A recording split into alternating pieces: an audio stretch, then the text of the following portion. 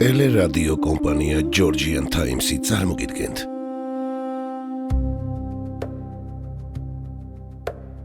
საქართველოს ისტორიის გაკვეთილები.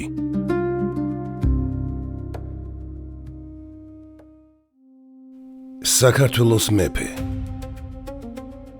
გიორგი მეხუთე ბრწყინვალე. ნაწილი მეორე.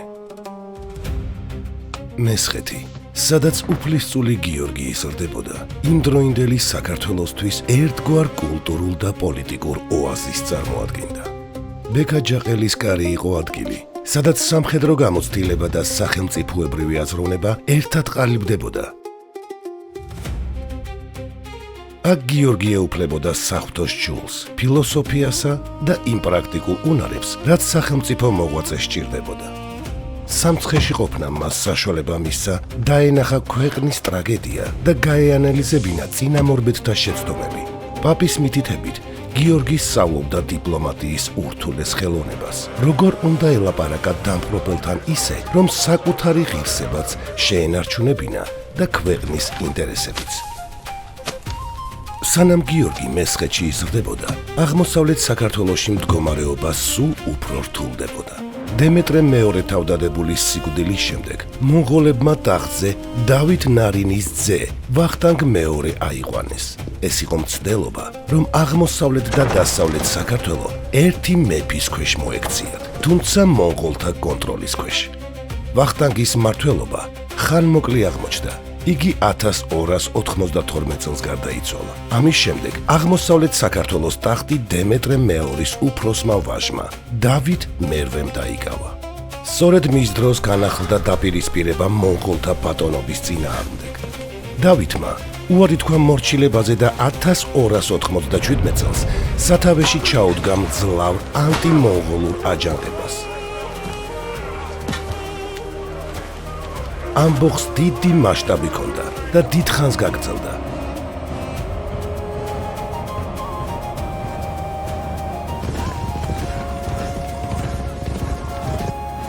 დავითის ნაბიჯი გაბედული იყო, მაგრამ შედეგიც მძიმე მოჰყვა. მონღოლებმა ქართველთა მიწები ააოხრეს. ქვეყანა კვლავ ნგრევისა და დარბევის წინაშე დააყენეს, ხოლო მეფე იძულებული გახდა მთიულეთს შეხიზნოდა და იქიდან გაეგრძელებინა ბრძოლა.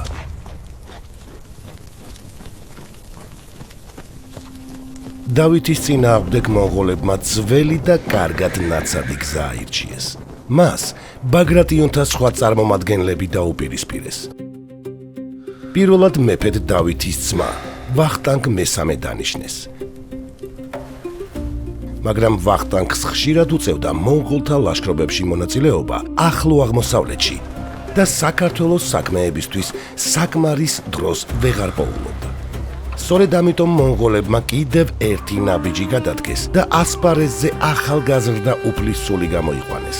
1299 წელს ყაზანყაენმა მესხეთიდან 12-13 წლის უფლისწული გიორგი მოიხმო და თბილისში მეფედ გამოაცხადა. თუმცა ეს მეფობა მხოლოდ ფორმალური იყო. გიორგის არ ჰყავდა საკუთარი ძლიერი ჯარი, არ ჰქონდა მტკიცე საყრდენი და მისი ხელისუფლება რეალურად მხოლოდ თბილისის ფარგლებს აღწევდა. ამიტომაც მას მოგვიანებით თბილისის მეფე უწოდეს.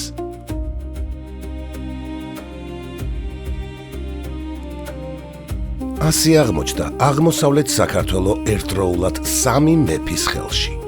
დავით მერვე, რომელიც მონღოლებს მთიულეთიდან ებრძოდა, შორეულ ლაშქრობებში მონაწილე ვახტანგ მესამე და თბილისში მყოფი ყმაწვილი გიორგი მეხუთე. ამ მრავალმეფიანობამ ქვეყანა კიდევ უფრო დააბნია.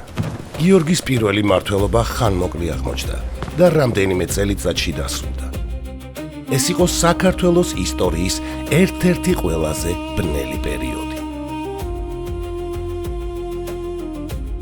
1308 წელს საქართველოს საზღვრებს გარეთ ვახტანგ მესამე გარდაიცვალა.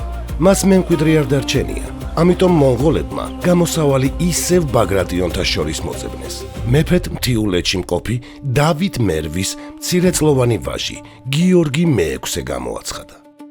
მას საისტორიო წყაროებში ცირეს სახელწოდებით ვიცნობთ, რადგან ძალიან პატარა იყო, როცა ტახტის დაკავება მოუხდა. სწორედ აქ იკვეთება ჩვენი მთავარი გმირის ახალი როლი. უკვე 20-21 წლის გიორგის თავისი ძმის წულის მეურვედ და ქვეყნის ფაქტობრივ მმართველად ნიშნავენ.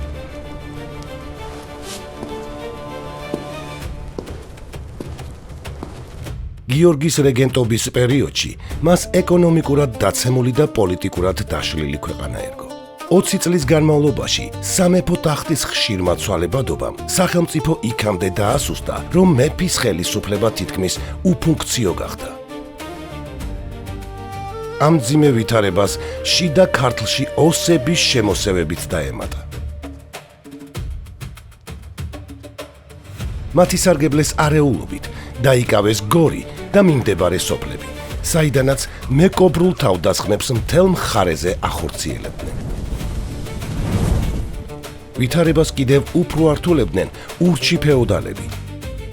სამეფო კარზე მრავლად იყვნენ მონღოლთა მომხრე დიდებულები, რომლებიც პირდაპირ საყაენოსთან თანამშრომლობდნენ და საკუთარ მამულებს დამოუკიდებელ ერთეულებად აქცევდნენ. სახელმწიფო სალარო ცარიელი იყო, ვაჭრობა კი შეწყვეტილი. გიორგი ხედავდა, რომ საქართველო უფსკრულის პირას იდგა. მიუხედავად ამისა, ეს წლები მისთვის საუკეთესო სკოლა გამოდგა. იგი სწავლობდა მტრის ფსიქოლოგიას და დიდებულთა მოხიბლის ხელოვნებას. გიორგიმ ამ დროსვე დაისახა მიზნად, რომ მისი მმართველობა არ უნდა ყოფილიყო მხოლოდ გადარჩენის პოლიტიკა. მას სურდა ძლიერი, ცენტრალიზებული სახელმწიფო. თუმცა ისიც კარგად იცოდა, რომ სანამ მონღოლთა იმპერია ჯერ კიდევ ძლიერი იყო, ნებისმიერი ნაჩქარევი ნაბიჯი განწირული იქნებოდა.